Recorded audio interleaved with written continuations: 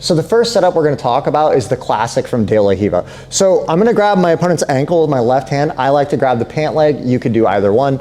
Now I'm going to go ahead and get a collar grip. We're going to assume he's down. There's a lot of different variations. I get the collar. The main thing with De La Riva is I need space to set a good hook. If I'm too close, my leg is jammed up and I can't put a hook in. The further back I am, the stronger my De La Riva hook's going to be.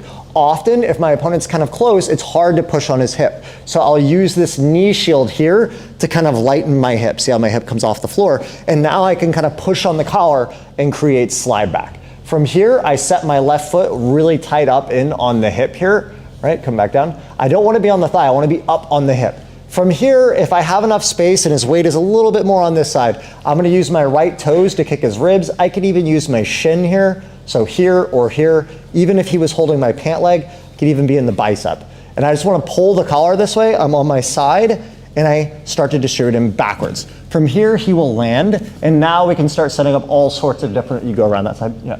I can start setting up all sorts of different bolo options from here. If he stays up, keep your hips in the air, right? Like this, often what I'll do, I got this from Espen Mathisen, is I'll kick the chest or just drive into the bicep because now his weight is stuck on this hand.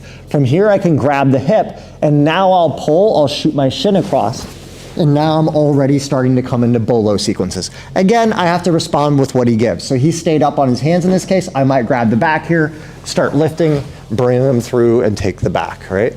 Go up again.